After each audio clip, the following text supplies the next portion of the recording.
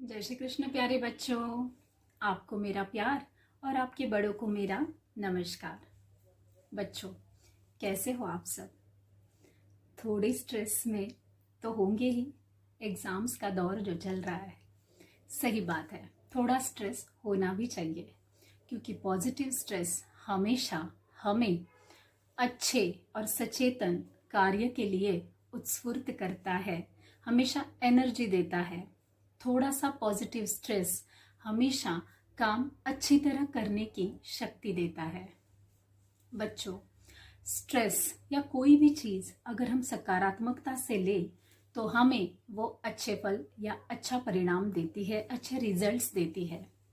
लेकिन आज मैं आपको कुछ बातें बताने वाली हूँ जो एग्जाम के दौरान आने वाला स्ट्रेस, जिसे हम निगेटिव स्ट्रेस कह सकते हैं, जिसकी वजह से हमारा माइंड डिस्टर्ब होता है, हम लोग प्रिपरेशन नहीं बराबर कर सकते हैं, इन सारी चीज़ों के बारे में आज हम बात करने वाले हैं। एग्ज़ाम्स का दौर चल रहा है और हालांकि जाहिर सी बात है कि स्ट्रेस भी उतना ही होगा बच्चों। लेकिन मैं आपको ये चीज़ कहूँगी कि जैसे मैंने कहा, अगर पॉजिटिव स्ट्रेस थोड़ा है तो वो काम और पढ़ाई करने के लिए अच्छा परिणाम देगा, क्योंकि उस स्ट्रेस में हमारे अंदर एक हम अलग ही शक्ति या एनर्जी का एक प्रेजेंट महसूस। जैसे कि मैंने कहा, थोड़ा सा पॉजिटिव स्ट्रेस हमें हमारे अंदर की उस एनर्जी या उस उत्साह या उस ऊर्जा से मिलवाता है जिसमें हम बहुत बड़ा काम करते हैं। और ऐसा पॉजिटिव थोड़ा सा एग्जाम के दौरान आने वाला स्ट्रेस या कोई भी बड़े काम करने के लिए आने वाला स्ट्रेस होना चाहिए, क्योंकि ये हमें मोटिवेट करता है हमारे कार्य को अच्छी तरह करने के लिए। लेकिन बच्चों, एग्जाम के दौरान हम देखते हैं कि हम बिल्कुल बौखला जाते हैं, हम स्ट्रेस के मारे कुछ कर नहीं पाते हैं। तो कुछ सिंपल ट्रिक्स है यहाँ पे, जिससे हम ये स्ट्रेस रिड्यूस भी कर सकते हैं और इससे हम अच्छी तरह अपने काम पर फोकस भी कर सकते हैं। पहली बात, जैसे कि हमें पता है कि हमें प्रिपरेशन बहुत अच्छा, यानी पढ़ाई के लिए वेल ऑर्गेनाइज्ड होना ज़रूरी है। जैसे कि एग्ज़ाम्स की डेट्स हमें पता होती है, पढ़ाई हमें पहले ही टाइम से ख़त्म कर देनी होती है, या उस पढ़ाई को अच्छी तरह चैनलाइज करना या बिल्कुल प्लानिंग या टाइम टेबल से करना, ताकि एग्ज़ाम के दौरान हम बिल्कुल भी अपसेंट यानी बिल्कुल गलत या निगेटिव इसमें ना चले जाए कि कुछ भी पढ़ाई नहीं हुई, अब क्या करूँगा, 2 दिन पे एग्ज़ाम है, 8 दिन पे एग्ज़ाम है, या कल एग्ज़ाम है तो मैं कैसे करूँगा। इसीलिए सबसे पहली चीज़ है जिसे हमें ऑर्गेनाइज रहना, वेल प्रिपेयर रहना एग्ज़ाम के लिए, परीक्षा के लिए बहुत ज़रूरी है। जिसे हम, हालांकि हमारी सबकी आदत है कि हम 11th आवर को बहुत भागा भागी करते हैं और यही स्ट्रेस आने की सबसे बड़ी वजह है। अगर आप प्रिपेयर है, ऑर्गेनाइज है, तो आपको स्ट्रेस आता ही नहीं है और आना भी नहीं चाहिए, क्योंकि आपको इतना कॉन्फिडेंस आ जाता है कि मैंने इतनी पढ़ाई की है और एग्जाम्स के दिन या एग्जाम के पहले मैं इतनी पढ़ाई करके एग्जाम के लिए पूरी तरह प्रिपेयर हो जाऊंगा। ये हो गई वेल ऑर्गेनाइज होने की बात। दूसरी है कि हमें टेक्निक्स यूज करने जरूरी होते हैं। टेक्निक्स का ये मतलब नहीं कि हम कोई एग्जाम के लिए शॉर्टकट ढूंढ रहे हैं। जैसे कि हमें पता है कुछ पॉइंट्स ये हम पहले नहीं कर पाते हैं, या कुछ तैयारी हम पहले नहीं कर सकते हैं, हमें बिल्कुल before the time of the exam करना जरूरी रहता है। तो उस टाइम हम वो काम उसी टाइम के लिए रखें और उसी तरह उस टाइम को मैनेज भी करें। तो ये है टेक्निक्स कि जैसे कि हम इसमें और कुछ चीजें कैसे करते हैं। बच्चों, स्ट्रेस आने की सबसे बड़ी वजह है कि हमारा माइंड कोई भी चीज को प्रिपेयर नहीं होता, होने वाली चीजों को एक्सेप्ट नहीं करता और इस वजह से सॉल्यूशन नहीं ढूंढ पाता।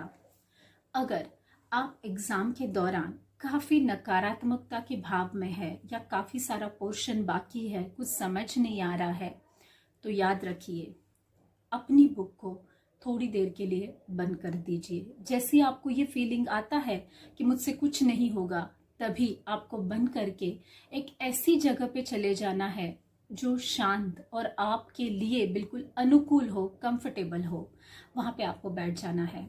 आंखें बंद कीजिए। अगर आपको लगता है कि आपको कोई म्यूजिक या कोई ऐसी चीज है जो आपको बिल्कुल काम कर सकती है, या आप अपने आप के अंदर ही आंखें बंद करके बिल्कुल ओम में जिस तरह हम बैठते हैं उस तरह बैठिए।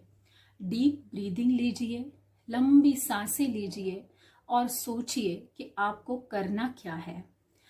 जैसे ही आप इस मोड में रहते हैं, यकीन मानिए आपको सॉल्यूशन तुरंत ही मिल जाता है। आपके सामने आने वाली समस्या उतनी बड़ी नहीं होती जितनी कि आपकी स्ट्रेस और आपकी तकलीफ उसे बड़ा बना देती है। तो आपको उस टाइम समझेगा कि आपको करना क्या है, वो आपको सॉल्यूशन मिलेगा।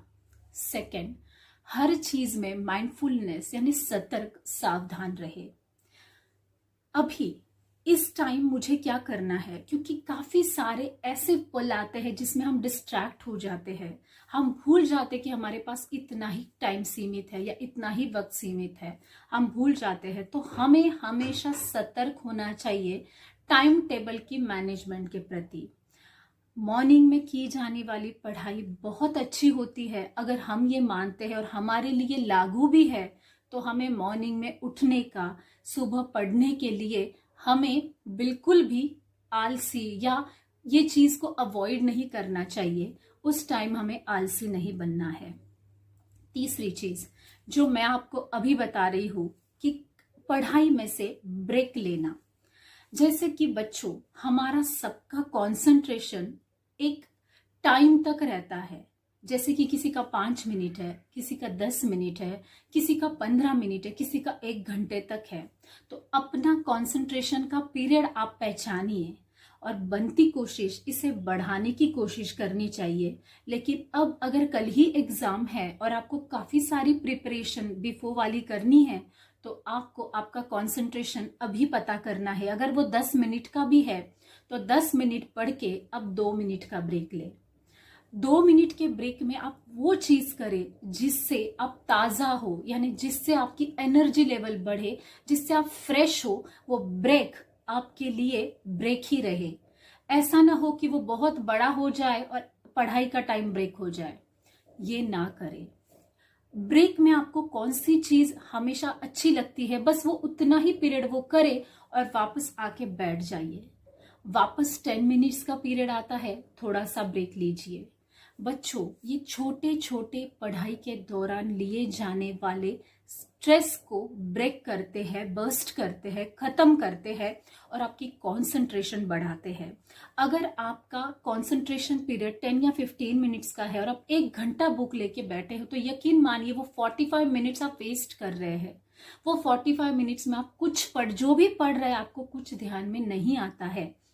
इसीलिए छोटा सा ब्रेक, जिस ब्रेक को आपको किसी को खेलने जाना पसंद है या किसी को किसी से बात करना पसंद है, एक 10 मिनट के लिए टीवी देखना या कुछ ड्राइंग बना देना, ये ब्रेक जो होता है ना, कि लेकिन यकीन मानिए ब्रेक 2 से 3 मिनट का ही होना चाहिए।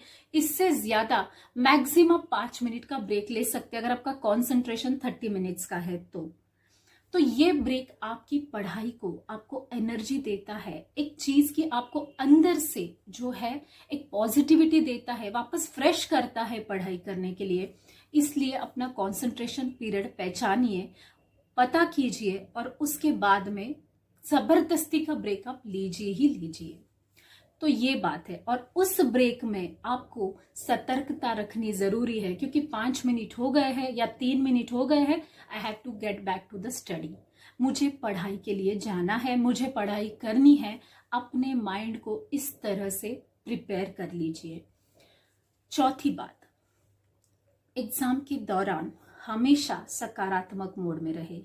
मैं फेल ही होने वाला हूँ, मुझसे कुछ नहीं होगा, मुझे कुछ नहीं आ रहा है, मैंने पहले कुछ प्रिपेयर ही नहीं किया। ये सारी चीज़ों को एक्चुअली आपको प्रिपेयर होना ज़रूरी है, बट अगर किसी कारणवश आप नहीं हो पाए हैं तो नकारात्मकता का भाव, नेगेटिविटी आपको एग्जाम में सफल नहीं बना सकती।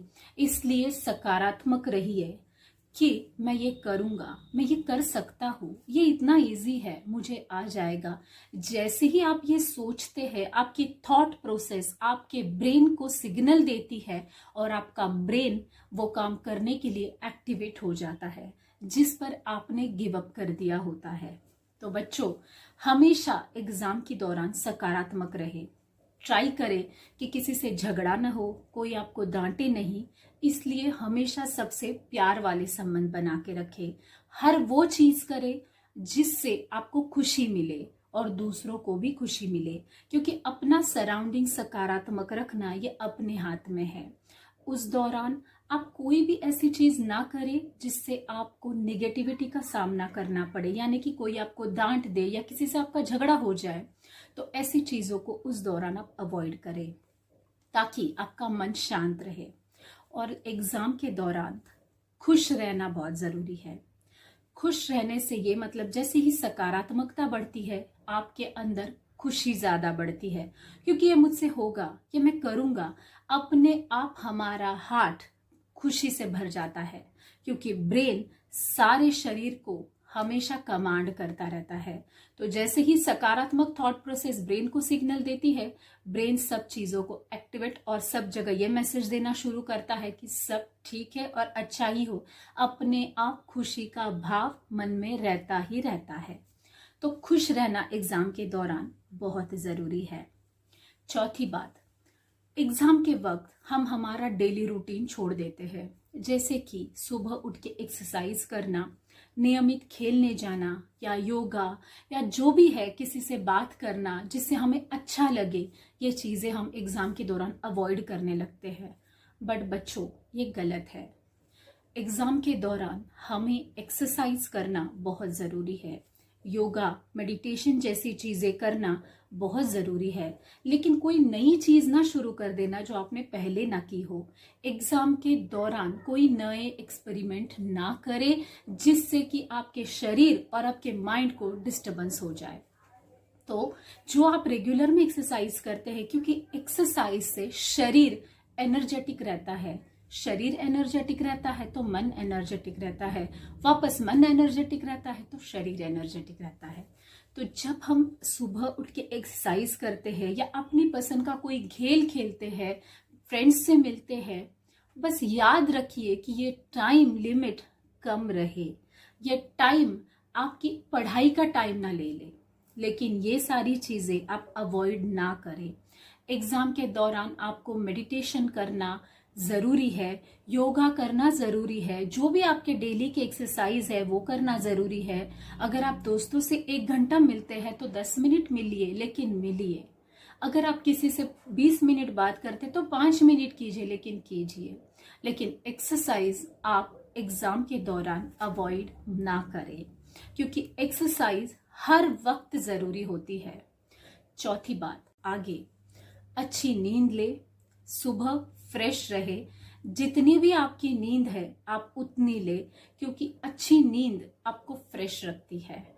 और अगर आप फ्रेश रहेंगे तो आप अच्छी तरह कंसंट्रेट कर पाएंगे। इसलिए नींद जितनी आप लेते हैं जितनी आपके शरीर को जरूरी है। अगर आप ज्यादा भी लेते हैं, लेकिन एग्जाम के दौरान 6 से 8 घंटे की नींद काफी है, और वो नींद आप उतनी जरूर लें। खाने में आप हमेशा अच्छा और सकस भोजन करें, जैसे कि तला हुआ या मसाले वाली चीजें एग्जाम के दौरान अवॉइड करें, क्योंकि हमारे संस्कृति में हमारे पूर्वज, हमारे बड़े हमें हमेशा कहते हैं, जैसा खावे अन्न वैसा होवे मन। तो इस दौरान अच्छा माइल्ड लेकिन अच्छा पौष्टिक खाना खाएं, जिससे आपका मन और आपका शरीर स्वस्थ हो। ज्यादा ऑयली मसाले खाने से जलता है शरीर, जीभ सब, और हमें बहुत देर तक उस चीज का एहसास करवाता है। हो सकता है कि इस दौरान हमारा पेट खराब हो सकता है। तो इन सारी चीजों को अवॉइड करें एग्जाम के वक्त। बच्चों, ये छोटी छोटी बातें आपके एग्जाम्स के स्ट्रेस को, आपके एग्जाम की जो एक डर रहता है हमारे मन में, उसे दूर करता है। बच्चों, ये हमेशा याद रखिए कि एग्जाम ये हमारे लिए है, हमारे अच्छे के लिए है। ये एग्जाम हमें वो चीज सिखाती है कि हम कहाँ तक प्रिपेयर है और हमें कितना प्रिपरेशन और जरूरी है। ये चीजें आपके जीवन में चैलेंज की तरह जरूर आती है, लेकिन आपको निखारती है, आपको आपके ही लिए बहुत अच्छा तैयार करती है कि हाँ ये चीज मैं अच्छी कर सकता हूँ, ये चीज मैं थोड़ा सा वीक हूँ, तो इसे मुझे इस तरह से प्रिपेयर करना है। एग्जाम से डरिए नहीं, परीक्षा आपके लिए है, आपकी भलाई के लिए है। क्योंकि जो पढ़ाई या परीक्षा से डर जाता है वो जीवन में सफल नहीं हो पाता। हर एक जीवन में हम परीक्षाएं देते रहते हैं। आज अभी हम शैक्षणिक परीक्षा दे रहे हैं, आगे लाइफ में काफी सारे ऐसे चैलेंजेस हमारे लिए आते हैं, लेकिन अगर हम अभी इन छोटी छोटी परीक्षाओं से डर गए तो आगे हम चैलेंजेस का मुकाबला नहीं कर पाते हैं। इसीलिए बच्चों, आपको स्ट्रेस फ्री और पॉजिटिव रहना बहुत जरूरी है। और हमेशा याद रखिए, परीक्षा आपके लिए है, क्योंकि जब तक परीक्षा न हो आपको पता नहीं चलेगा कि आप कहाँ तक प्रिपेयर है, आपने क्या किया है, या आपको कैसे करना है, या इस टाइम मुझे ये खत्म, परीक्षा आपके लिए एक डेडलाइन होती है, इस टाइम तक मुझे इतना काम खत्म करना है, तो काम भी टाइम से खत्म हो जाता है। जैसे कि अभी पढ़ाई है तो ये एजुकेशन है कि अब एग्जाम्स देनी है, तो यहाँ से ये खत्म होगा, इतना आगे और शुरू होगा। तो ये सारी चीजें, परीक्षा जैसे कि हमारा ध्येय है कि हमें ये बनना है, हमें ये करना है, ये हमारा ड्रीम है, हमें डॉक्टर, इंजीनियर, बिजनेसमैन या व्हाटएवर, एक अच्छा कलाकार, जो भी हमें बनना है। तो बच्चों, ये परीक्षा एक स्टेप है आगे बढ़ने के लिए, क्योंकि अनटिल एंड अनलेस हमें पता नहीं चलता है कि हम कहाँ तक प्रिपेयर है, कहाँ तक तैयार है, तब तक हमें अपने आप को निखार या सुधार नहीं सकते। तो परीक्षा हमें वो निखारने का और सुधारने का मौका देती है। बच्चों, अगर डायमंड है वो एक कांच के टुकड़े की तरह ही लगता है, लेकिन अगर उसे अच्छे से तराशा जाए, उसे अच्छे से अच्छी शेप दिया जाए, तो वो डायमंड कहीं सुंदर जगह जैसे कि अंगूठी में, नेकलेस में, या वेरेवर जहां पे भी उसकी सही जगह है वो रख सकते हैं। अगर वो उस तराशने से डर जाए तो वो कभी आगे नहीं बढ़ सकता। और एक एग्जाम्पल हम सबको पता है कि जैसे कोई पत्थर है, अगर उसे छन्नी हथौड़ी से मार कर जब तक उसे मूर्ति नहीं बना दिया जाता, तब तक उस पत्थर का रूप नहीं निखरता। अगर पत्थर कह दे कि नहीं, मुझे छन्नी हथौड़ी नहीं चाहिए, मुझे नहीं कुछ करना है और ना मैं करूंगा, तो वो सुंदर मूर्ति नहीं बनता है। सोना जैसे ही अग्नि में तपता है तो वो और निखरने लगता है और गोल्डन दिखने लगता है, सुनहरा हो जाता है। हमारी लाइफ भी बच्चों वैसी ही है। हमें भी इन परीक्षाओं से डरना नहीं है, बल्कि इन परीक्षाओं को अपने लिए आई हुई एक बहुत बड़ी अपॉर्चुनिटी समझना है, क्योंकि ये परीक्षा हमें अपने आप की तैयारी से मिलवाती है। तो परीक्षा से डरिए नहीं और स्ट्रेस ना लीजिए, बिकॉज स्ट्रेस आपके नर्व सिस्टम को इतना खोखला कर देती है और आप ना चाहते हुए भी वो काम कर बैठते हैं जो आपको नहीं करने होते हैं, जो आपको लाइफ टाइम पछताने पे मजबूर करते हैं।